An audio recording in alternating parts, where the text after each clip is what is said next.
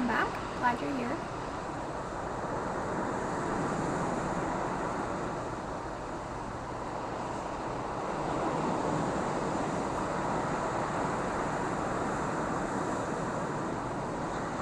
Take a few seconds. Let your mind settle in.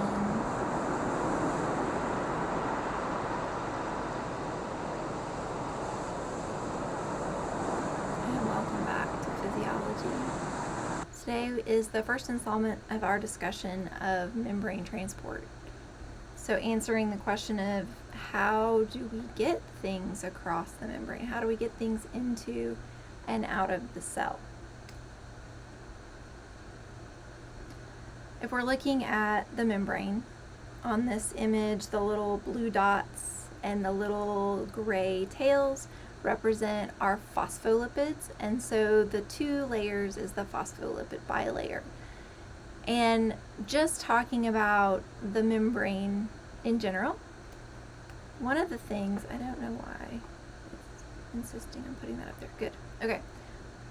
One of the things that we need to recognize up front is that the membrane is selectively permeable, meaning it does not let everything in.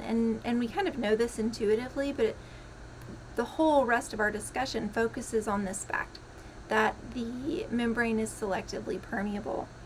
And what I've done here is the purple arrow, what that's showing you is that those are things that can just get right through the membrane. So they don't have to have any special transport. These different mechanisms that we're going to talk about, they don't need anything special. So non-polar molecules that aren't polar, don't have a positive and a negative, they're able to pass through the membrane. Small uncharged polar molecules, so if it's little enough and it's polar but it's not charged, it can get through the membrane. But ions aren't going to make it through the membrane. Ions, remember, are basically charged in and of themselves. And the phospholipid bilayer, it doesn't like those charged ions. And then large uncharged polar molecules, so even though it's uncharged, it's just too big to get through the membrane. So those things are going to get turned away. Another really important concept, or the next important concept that we need to get a really good handle on, is the concept of a concentration gradient. And here, once again, this is your phospholipid bilayer. So this would be inside the cell, and this would be outside of the cell. And what the little sort of blue-green dots are representing are what's called solutes. So stuff that's dissolved either in the interstitial fluid or in your blood. Sodium, potassium, glucose, all of those things are solutes that are dissolved in a solvent. So water is the solvent in our bodies, and that can be interstitial fluid or that can be blood. And what this is showing you, what this image is showing you, is that here on the outside of the cell, you can see there are many, many more of these solute particles. I'm just kind of pointing them out with little green dots. There are a lot more on the outside than there are on the inside. And what that does is that sets up something called a concentration gradient. So the concentration outside of the cell is higher than inside the cell.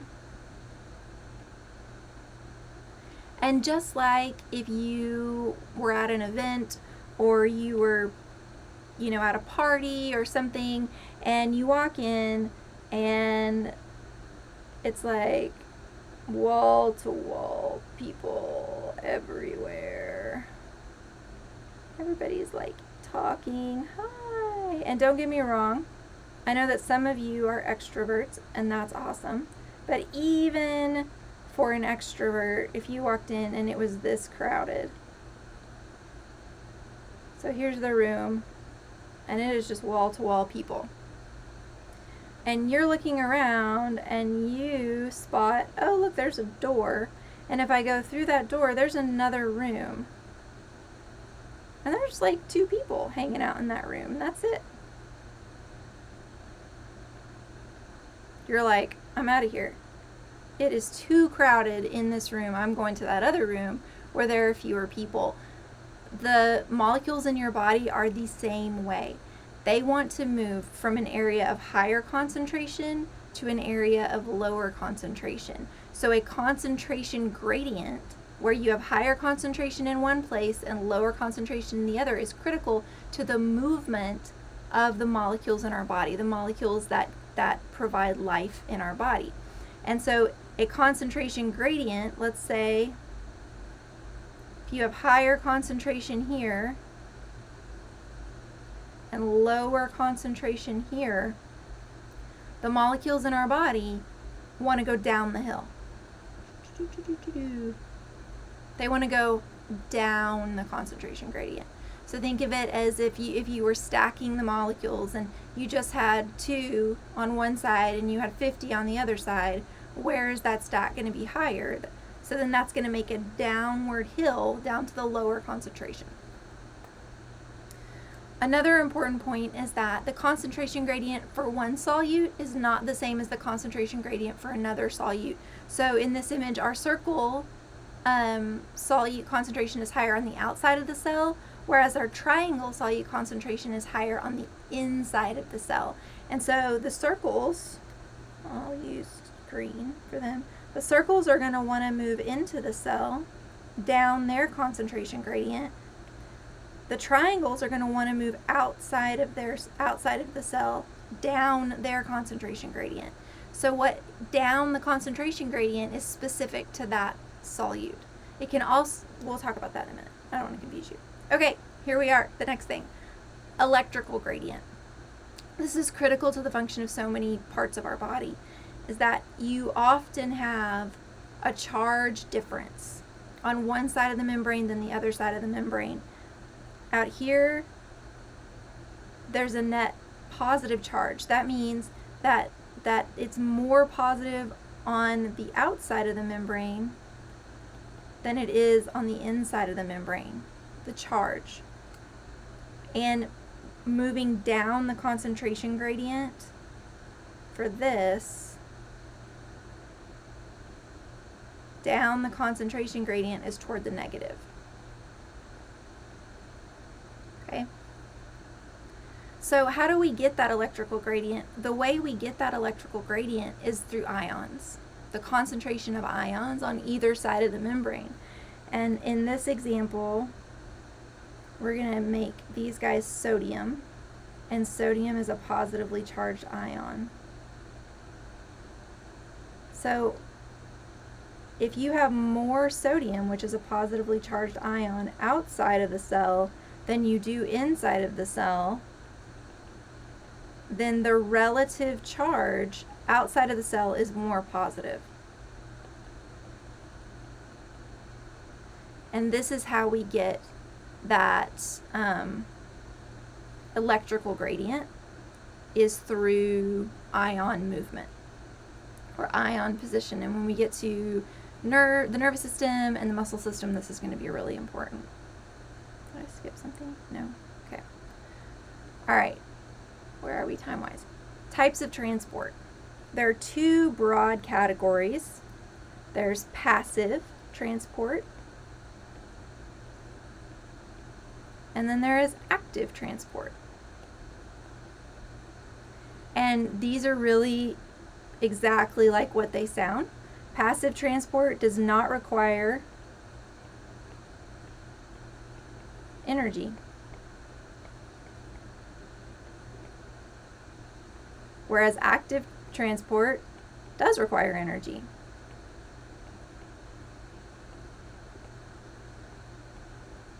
And we can just relate these to things that we know. Get out and be active means go do something and expend energy. Sit on your couch, you're being passive. Doesn't require the expenditure of any energy. And these types of transport across the membrane fit into that sort of general understanding of passive and active. The first type of passive transport that we're going to talk about is diffusion. And diffusion is probably something you're pretty familiar with. When things diffuse, they move from an area of higher concentration. So remember that concentration gradient. from an area of higher concentration. And like we talked about, you're at a party and it's wall-to-wall people, to an area of lower concentration. And this happens just because atoms, molecules are constantly moving. So due to the random movement, if they're not constrained in the same small space anymore, you have them and they're like bing, bing, binging around, right? If they're constrained in that small space, they're just going to keep bing, bing, binging around in that small space, right? They can't move outside of that space. But if you make that space bigger, let's see,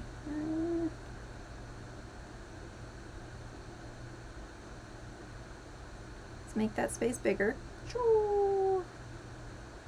And so when this molecule binged this way, it could go further just by its random movement. So it's going to bing there, and then it's going to be like, oh, okay, bing, now I can come fill this space.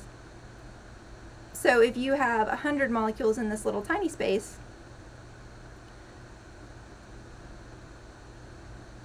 okay, I'm not going to do 100, but okay, you have 9 molecules in this little tiny space. They're all packed together. But if you give them more space, they're going to be able to spread out. And they're going to spread out just because they move randomly, which everything, every atom, every molecule, they're all just constantly moving randomly. So if we give them more space,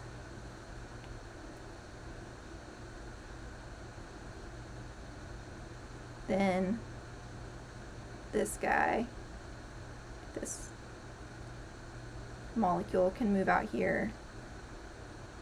This one can move out here.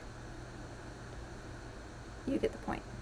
This one can move out here. And over time, it just becomes, they become less tightly packed. And so that they become, what we call that is they become less concentrated. This is a passive process. It just happens because of the random movement of these molecules, and it requires no energy. Different types of diffusion. The first type of diffusion is just simple diffusion, and all that is, oh, here's a solute, cool, shoop, straight through the plasma membrane. That's simple diffusion. It doesn't need anything to help it, it just goes through. Facilitated diffusion is a little bit different. In the case of facilitated diffusion, whatever the solute is, it needs a channel to go through. So if this little triangle represents our solute, same thing, doesn't require any energy. Oh, apparently I animated this because I don't know why. Doesn't require any energy, but when the solute wants to move from the outside of the cell, where it's more concentrated, to the inside of the cell, oh my Lanta, guys. All right, sorry about that. I thought I was being clever animating this. There we go. Okay, so if one of these solute particles needs to get into the cell, it's not able to do it like with simple diffusion. It can't just pass through the membrane. It has to go through one of those channels. It has to pass through one of those channels. And what this down here is showing you is that sometimes those channels are open and sometimes they're closed. And factors other than the solute itself are what determine whether or not that's open or closed. And we'll talk about that a great deal more when we get to the nervous system. Then we have carrier-mediated diffusion. This is different than channel-mediated diffusion. Notice with the channel that it's just one shape. It's just one opening. It's a like a tube almost. Oh my goodness, with the animation again. Sorry. Ugh. There we go. Okay. Carrier-mediated diffusion. If you look at this little sort of yellow structure here, that's a carrier protein. and it's going to change shape. The bottom of it, you can see, is sort of pinch closed, and it's going to change shape. And the reason that it changes shape is because its solute binds.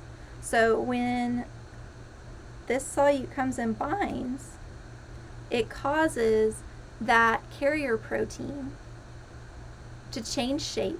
And when it changes shape, it opens to the internal environment and it moves that solute into the internal environment. It also works the other way around. So carrier proteins can also take things from the internal environment and move them to the external environment. And what triggers that shape change is the binding of the solute.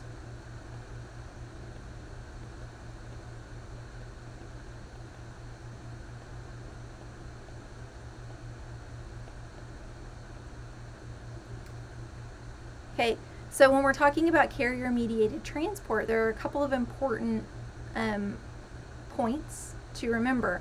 Here, each of these carrier proteins represents a different protein that is specific to a different solute. I don't know if you can tell the color differences, but the first one, the second one, and the third one are each a different color.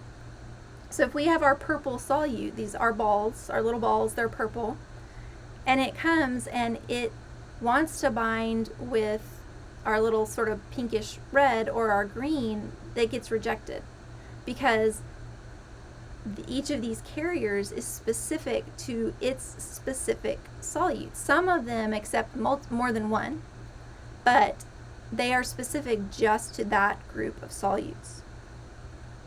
Another important thing is the concept of saturation, and this is going to be really important when we talk about the kidney. So in our imaginary world, let's imagine that we have 3 carrier proteins. If every single one of these carrier proteins is bound and it's doing its thing and it's opening and releasing, then it can't transport any more than what it already has in it. So there's a point where the cell is bringing in solute, bringing in solute, bringing in solute, and then it reaches a saturation point, and it can't bring any more. And that's because all of the carrier proteins are busy. Point. That should just be point. And it's just like, if you only have so many delivery drivers, you can't deliver any more pizza, no matter how many orders come in.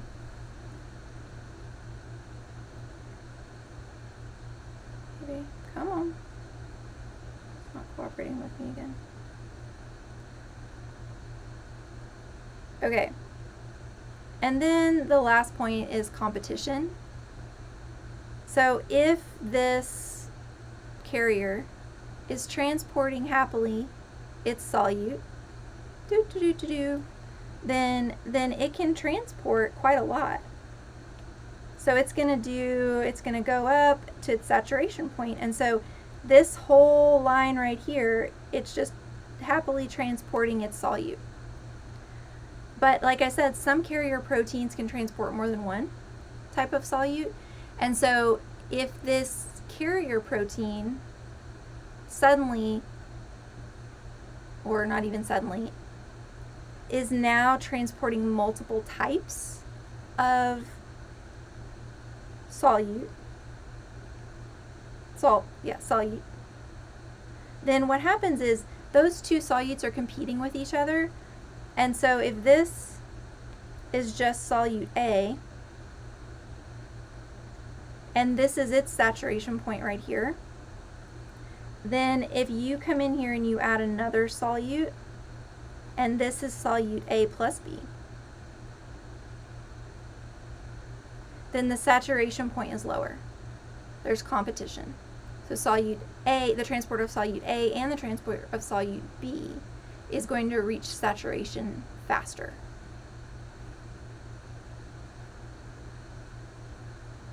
Okay, so the next thing we're going to talk about is osmosis. We'll pick up with that in our next video.